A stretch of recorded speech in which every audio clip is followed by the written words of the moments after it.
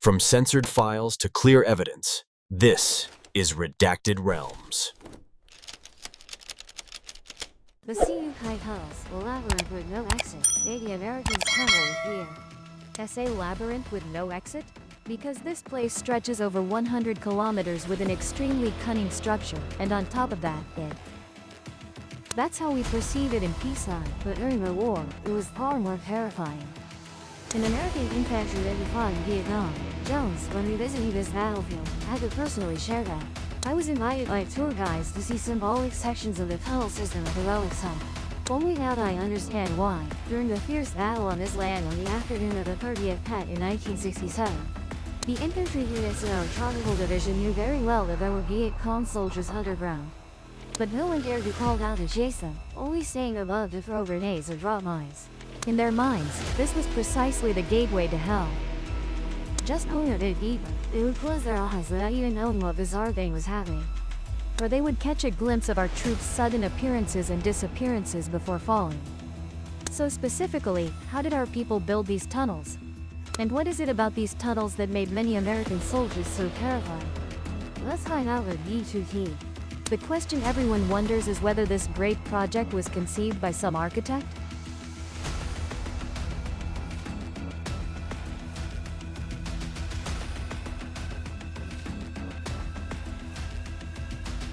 The idea of building and creating such a century-defining project actually didn't come from anyone who had undergone formal training or any prestigious class, but rather from the creative Vietnamese people during the Resistance War against the French colonialists from 1945 to 1954. From the very beginning, we knew our forces couldn't confront the more numerous modern Western armies head-on, so we decided to fight in a guerrilla style. The revolutionaries living within enemy territory, hiding in secret underground passageways.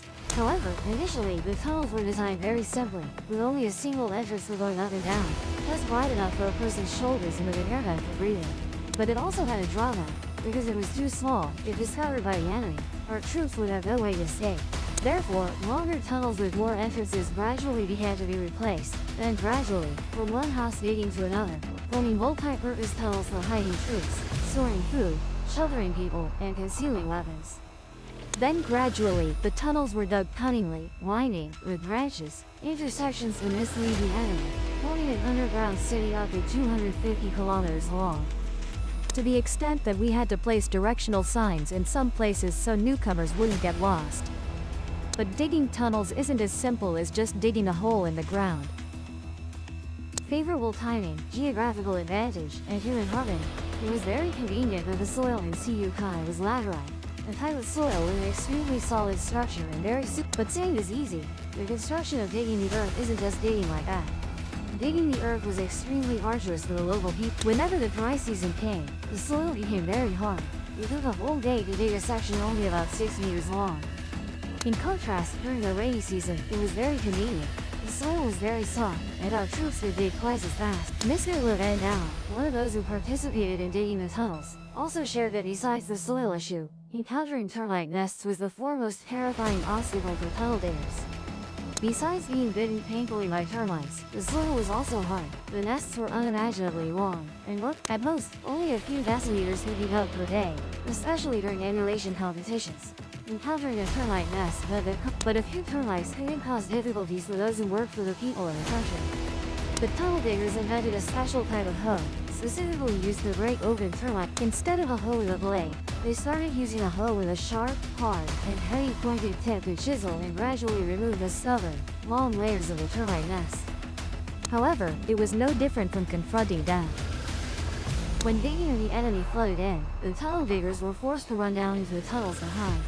They used rumbling tanks that caused the ground to shake, and eventually, the excavated ground could collapse, causing casualties. At that time, it was truly unavoidable. Digging the earth was already difficult, and our troops also had to consider where to dispose of the dug soil without being detected by the enemy. Our troops came up with a method, carrying the soil to the river, scattering it throughout the forest, and wherever there were bomb craters. It was no different from taking fat from it. The more bomb craters the enemy created, the more beneficial it was for our concealment effort. The ambush that left the Americans in contemplation at Sidu Kai, causing over 12,000 American soldiers to retreat home and relearn military knowledge. must be mentioned in 1966 during Operation Crab. With the mindset that this would be a large-scale offensive hitting the heart of the Viet Cong apparatus. The US mobilized all forces of weapons, tanks, artillery, air force, especially the B-52 Flying Fortress, considered the proudest military weapon of the time. Confidently believing that victory was surely within grasp. But one thing they didn't expect was that if the enemy planned one step, we had already planned two. At that time, the US still didn't know about the existence of the underground tunnel system. The main purpose of Operation Crab was to besiege the guerrilla forces operating in the Cu Kai. Therefore, the US 1st Division, as soon as they stepped off the helicopters, were immediately attacked by our troops with small arms, copper candy.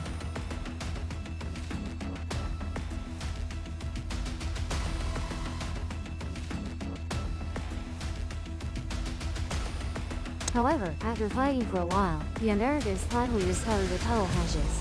A soldier from the US 1st Division was inspecting a tunnel entrance when a guerrilla emerged from a nearby trapdoor, his automatic weapon swinging. The automatic weapon in his hand sprayed fire into the surrounding area before he slipped back down into the tunnel.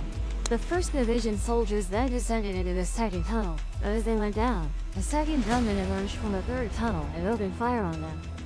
The French soldiers suddenly turned pale because now they were facing an entirely new situation. Such a battle had never occurred in any country in the world before. And from here, a series of deadly confrontations between the Americans and the soldiers in the tunnels officially began. First, the Americans thought of pumping smoke into the tunnels to trace our troops' paths. They were confident they could capture our troops at another exit. But unfortunately for them, the smoke dissipated without a trace, even just a little. The Americans then sent people with listening devices to detect where sounds were coming from and encircle those areas. However, the tunnels were long and wide, spanning 100 kilometers, as mentioned earlier, requiring hundreds of American soldiers just to deploy listening devices. Otherwise, it would take until the next citrus season to detect. Moreover, the tunnel entrances were extremely deep, making this method unfeasible. Next, they tried flooding the tunnels with water and bombs, confident that the tunnels would be submerged and our troops would retreat, especially with the Saigon River nearby, making it convenient to bomb water. They deployed this plan, using water hoses for nearby areas and helicopters to drop water into distant tunnel sections. But unfortunately for them, our tunnel system stretched 100 kilometers. When water was bombed in, it mostly seeped into the ground or only flooded small sections. Our troops had anticipated this and dug an exit to the river, so it was like carrying coals to Newcastle. The water flowed into the tunnels and right back out of the river. Before that, they also thought of bombing tear gas into the tunnels, a weapon used for riot control. This was because, although non-lethal, it caused burning sensations in the eyes, nose, and mouth upon contact. On the ground, there are many ways to escape a tear gas attack: running away, finding shelter, or using gas masks. But for those in the tunnels, the paths were very limited, and unlike well-equipped American soldiers, guerrillas often lacked gas masks. Therefore, they could only endure the burning gas. Gas bombed into the main tunnel would struggle to reach lower levels, but if it bombed into lower levels, it would quickly spread upward. Once gas entered all three levels, it would be very dangerous to those inside.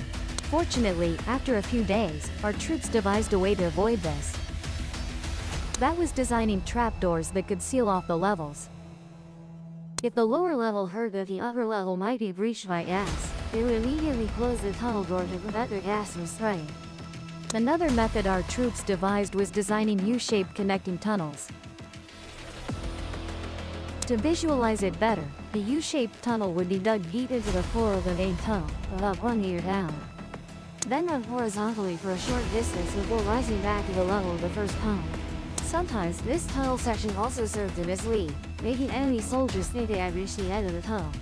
Sometimes, the tunnel was filled with water to prevent tear gas or smoke from spreading from one level to another. Despite having such gas avoidance methods, there were still times when they encountered emergencies.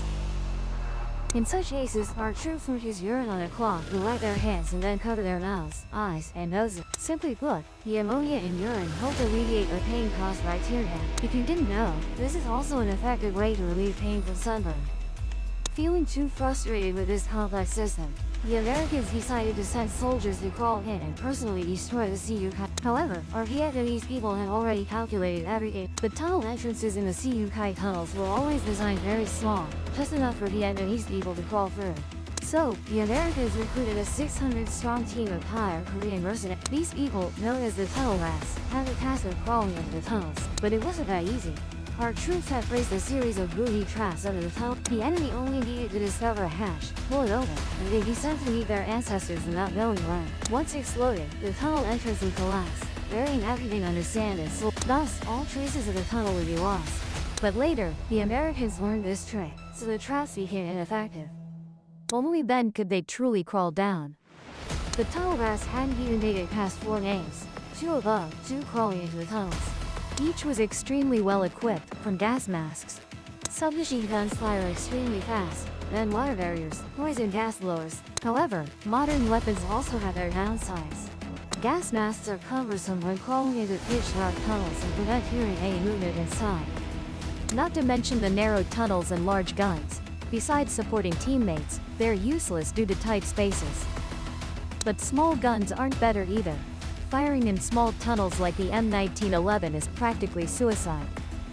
Every time the enemy shoots, their gunfire is so loud it either deafens or causes ringing. Therefore, American soldiers had to find ways to suppress the noise of those guns. After successfully modifying guns from the World War II era, they suppressed the noise and began their journey, stepping halfway into hell. Why say that? Because after getting past the explosives, those who enter the tunnels will have to face spike traps. If the enemy crawls into a tunnel and triggers a spike trap, only sawing off the leg can get them out. Not because the spikes are sharpened, but because our troops soaked them thoroughly in urine and feces for many days. Thus, once trapped, the only option is to call teammates to rescue. But with such a foul smell, who dares to pull them up? Not to mention, the CUK troops also drilled holes in the tunnels for observation. As soon as the enemy falls into a pit, they face spears, spikes, skewers. This might sound a bit brutal, but it's the harsh reality of war. If we don't stop the enemy, they will capture and torture our troops. Putting ourselves in the shoes of soldiers fighting to protect their homeland and families. War leaves no room for compassion, only survival and sacrifice. Another type of trap we used also caused extremely high casualties in this war: the bow and arrow trap. It works by triggering a light touch on a wire, immediately activating the bow and arrow, generating enough force to either kill or severely injure the enemy. This trap is quite effective because once the enemy enters, they're gone. The tunnels are small, only enough for one person to crouch. To dodge, only the eyes can avoid it. With limbs crawling timidly and movement difficult, how did one dodge? However, it also has drawbacks. Because when an enemy is injured, their teammates become too scared to crawl forward to rescue them. Drag the enemy. Not to mention, enemy corpses left for long in damp tunnels decompose, emitting a foul stench, making such a suffocating and poorly ventilated place unbearable. Trapping the enemy is one thing, but sometimes the stick hits its own wielder. Many tunnels with traps are marked so we can recognize them.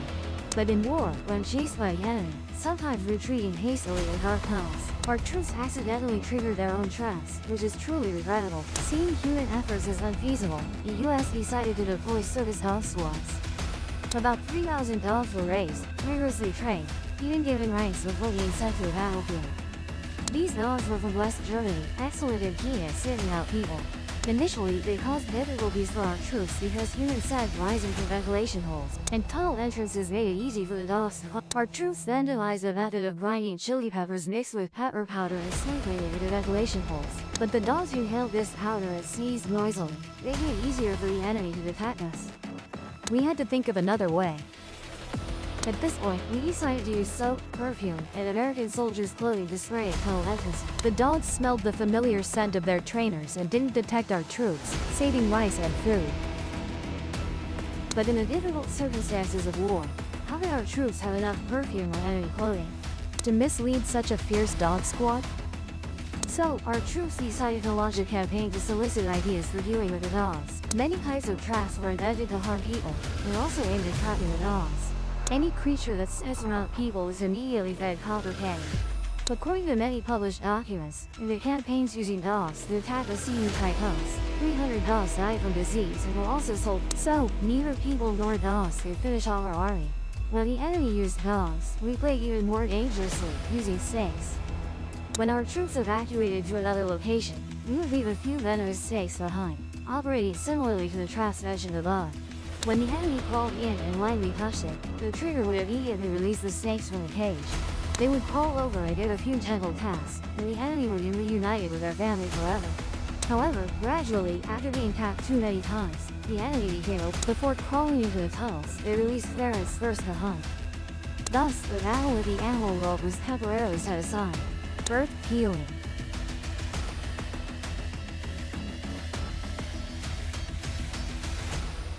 They mobilized high-horsepower mechanized vehicles, then scooped out sections of the tunnels. Wherever the bulldozers went, they pumped toxic chemicals into the tunnel while using loudspeakers to call for our surrender. However, bulldozing was their job, but our guerrilla forces fought back day and night, preventing them from securing even a corner of the tunnel. Yet, wherever the enemy bulldozed, our troops dug deeper. Our revolutionary forces remained inside the tunnels, looting, fighting, and depleting any of their troops. Additionally, our troops planted many spies to monitor the bulldozers' movements, avoiding many enemy sweeps. After bulldozers, they used tanks, the kind that could wade through water. Our people back then had no idea what this vehicle was called. But this man, Van Duck, whose knowledge was limited to reading and writing, invented an anti-tank tripwire mine, leaving top American military experts in defeat. Initially, he borrowed 2 Soviet mines from military cadres, then tested them on tanks. However, this type of mine was ineffective because the tank had to run directly over a disc, so he innovated further, taking gunpowder from bullets to fill the mine, adding an ignition point and creating a small hole to insert a long stick. Thus, when a tank passed over this long stick, it would trigger the explosion without needing to run over the line. According to statistics, over 5,000 tanks were destroyed from this. With American tanks destroyed in raids, they turned to another destructive plan, dropping heavy bombs. American troops dropped bombs low, often failing to release the safety pins in time. So many bombs studied, all giant ones weighing hundreds of, some even laid horizontally in residential areas. Without training or experience in defusing American bombs, Mr. Duck still had to take risks, sacrifice to change the course of the war. A German reporter also admired him, wondering why he risked such danger without knowing what a bomb was. But he replied, not fighting means death. Fighting also means death, so fight to the end to protect the homeland. A soldier on the battlefield dies from a tiny bullet, or a huge bomb. No matter how big, exploding also kills. The value of death is the same, so I just think that way and act. However, things didn't stop here. They devised a more effective method, notably the grass sowing tactic. American grass. After sowing, the grass seeds, with rain, grew over human height in just a month, about 2 to 3 meters, with stems as thick as chopsticks and sharp. As native weeds were completely overwhelmed and couldn't. American grass grew into forests, causing extreme difficulty in movement and combat for Otis and Viet, but it made it easier for the enemy to spot targets from planes to bomb. When dry, it was even more advantageous. This grass would turn yellow, dry out like straw. They used this as tinder, then launched rockets, dropped bombs, and bombed the dry grass forests to set them ablaze. And as expected, the mines they planted also exploded and were neutralized. The tunnel entrances we prepared were also burned. Our tunnel entrances would then be exposed. Not to mention traps, our troops were also severely affected by the cotton they used, which was napalm cotton. This type of cotton, when burned, absorbs oxygen from the air, then releases a large amount of CO gas, causing suffocation. Our units and agencies had no terrain to hide, leaving left footprints on the charcoal layer, allowing the enemy to trace them to the tunnel entrances for attacks. However, the grass sowing terrain destruction tactic shared the same fate as other methods, because the immortal breed of Vietnam's gardens still rose, covering base areas. Revolutionary forces persistently clung to the CU-Kai soil, finding ways to overcome. Our troops always strictly followed the slogan, move without hiding, cope without smoke, and speak without sound. When the enemy rested, our troops began actions. Wherever they went, someone followed their raised traces, so the enemy couldn't know what they were doing. Trapping enemy troops in tunnels is one thing, but our ancestors even trapped airplanes as this might be the next new thing the US military had to record as a military lesson. Our forces realized that if the enemy used aircraft, they would have to land in open areas to deploy troops for surprise ambushes. Therefore, our forces planted mines at anticipated landing zones. But how could we accurately determine where the enemy would land? With limited resources, relying on aid for food and weapons, we couldn't plant mines everywhere. Thus, our forces proactively shaped the terrain, planting trees that forced the enemy to land in pre-mined areas. As a result, when helicopters landed, the wind from the rotor blades blew away to cover, causing the enemy. Later, to avoid traps, the enemy adapted by landing from higher altitudes and dropping troops using ropes. Our forces countered by placing mines on the ground, attaching detonators to the ropes, and hanging fake rotor blades in trees. When the aircraft arrived, the wind from the helicopter blew the fake rotor blades. The mines exploded, and from then on, enemy helicopter landings and troop drops decreased significantly. Beyond these intense battles of wits, what makes us admire the Vietnamese revolutionary soldiers is their ability to live and endure in harsh environments. When visiting the tunnels, you'll feel the damp, stifling air due to the cramped, dark space. Living there long-term, the soldiers all faced skin diseases. The most terrifying is shingles, with skin burning like fire, followed by blisters and oozing, wounds that healed slowly. In that condition, having to crawl through narrow tunnels, the pain is indescribable. Those living in layers near the ground faced even more hardships. During the rainy season, water seeped in, requiring plastic covers. Flooded passages and swollen feet were daily occurrences. Even more admirable, this place witnessed generations being born and raised. Ms. Nguyen Thi Nguyen is one of the women who gave birth while living in the Viet Cong tunnels. Sharing that in the cramped, dark, deprived tunnels during labor, only one midwife assisted. After birth, only leaves were used to cut the umbilical cord, with no medical tools or bandages. Newborns were wrapped in old clothes to dry, while others had meals sometimes full, sometimes hungry, surviving on cassava and potatoes. Postpartum mothers had nothing to nourish them, only eating mixed cassava and potatoes to warm herself, while the infants breastfed, after which the mother chewed cassava and potatoes to feed them.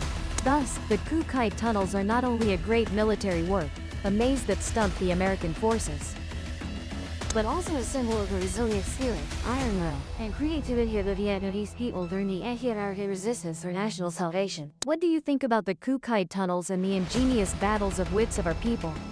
Leave a comment below to let Did know. Thank you for listening, goodbye for now, and see you again.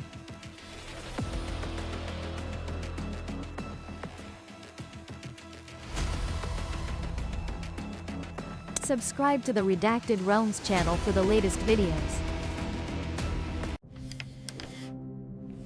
If this file opened your eyes, subscribe and open the next case.